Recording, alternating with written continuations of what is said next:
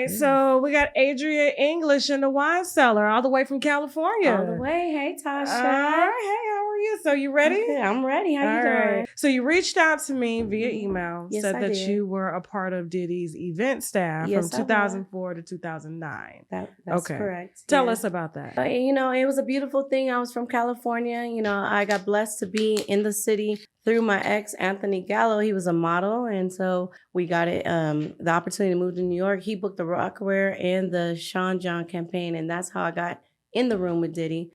Shortly after he booked the Sean John campaign, Diddy ended up asking me if I would join his event staff for the white parties in the Hamptons. It initially started out the Hamptons. It was not Miami in the beginning. And you know, of course I said yes. Okay, all right, cool. And initially I was saying yes to please my ex. It wasn't even for Diddy because he booked the Sean John campaign. So he was telling me, be nice to Diddy, so I can make sure I keep the campaign going, because Diddy asked to suck his dick and he didn't do it. He was a LA nigga and he didn't do it. And so Diddy only hired me because I was additional, whatever. I mean, only hired me on there, but he didn't want to hire him on the Sean John campaign until I agreed to do the white parties. Oh.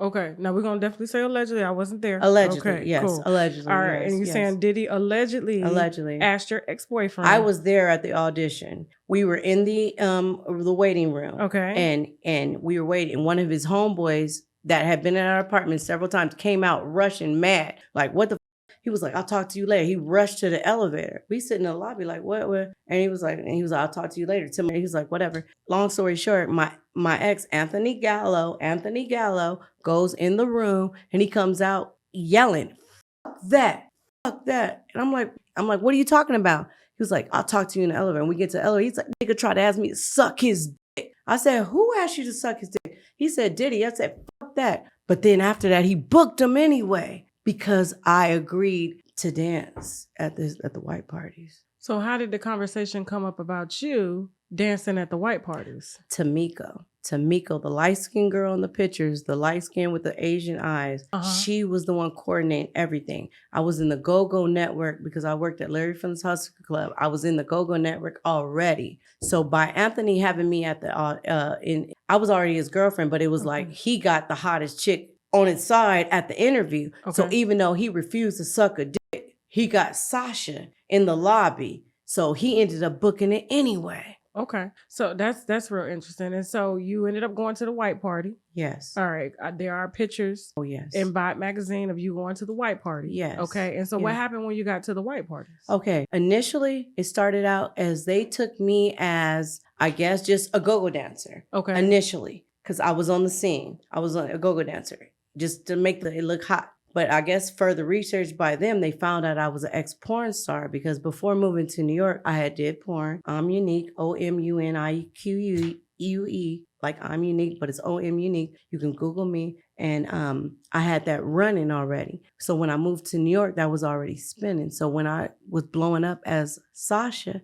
at Larry Flynt's Hustler Club on 51st and the West Side Highway, because of whatever he got going on, it was making him, in my mind, believe that to have her there is to solidify whatever he was back talking with them. So what happened was Anthony ended up booking the Rockaware campaign. I was already dancing. And then when he realized that he couldn't get him to suck the dick, he was like, well, I can get them there still through her. And initially when I got there, it was just about dancing. That's all he talked to me about, dancing. He took us on a room. He's in a room in the mansion. You can see it. We in a room. It's like a bedroom. He was like, get ready, get dressed. And, at the end of the night, I'm gonna make sure I take care of you guys and everything like that. And I was like, cool. I'm from Cali. I'm happy. Looking around, it's all these New York artists, people I grew up on, Diddy. And I'm hyped up. I'm like a groupie in there. I'm not knowing they looking at me like somebody because I came from doing porn. I'm a stripper. Now I'm in my 20s. I'm 46 now. I was 20 something. I'm not knowing they looking at me like a certain thing until now. So initially when we got there, he gave all of us a camera with the footage, when you take the actual thing out and have to develop the film, the old school cameras. I know what you're talking about. Yeah. He had us all, it was 3 of us. It was never me by myself. Tamiko was the one that he gave the money to. Tamiko paid me. And see, Tamiko won't talk. Tamiko Thompson. Tamiko, I need you to talk because it's not right. She needs you to talk to me. I need you to talk, Tamiko. Okay. So gave us all cameras and our job was to go around the party in the beginning, to go around the party and capture footage. I got Mary J. Blige, her original husband that, ended up, breaking up with her. I got Paris Hilton. I got Diana Ross. I got Evan Ross. Everybody. Jacob the Jeweler, Diddy. I mean, everybody. I'm just taking pictures. What were they doing in these pictures? Like, what kind of pictures? In these pictures, it was regular pictures. Okay. Just at the party,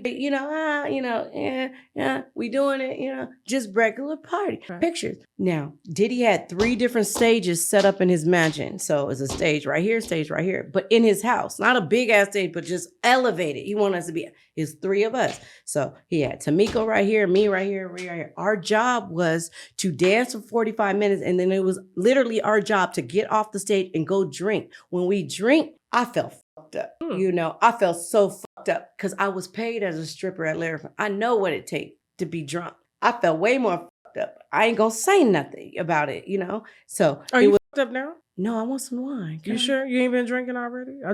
We have to ask for. No, my natural, and that's another thing. No. I just have to ask everybody to make sure. No, I haven't. Okay, I haven't. Cool. Yeah, cool. I haven't. We get policies around here. We just don't want to give you anything added on top of what you. Oh, I appreciate that. Okay, no. You may be on medication or anything. No, we never know. And that's a beautiful thing. I'm 46 years old, girl. I ain't never had no surgery, no Botox, no injections. I mean, the only thing fake about me is the add-ons on my hair. My real hair is long, real net, and that's why I'm saying God has been keeping my youth for a reason. Only thing I had is 1 C-section when I had my only child, my son. That's the only surgery I've ever gone under on my life. Okay. I ain't on nothing. Okay, just asking. All right, so go ahead. So okay, all right. So initially it started out that, and I was cool with it. I'm like, oh, we getting that because it was $1,000.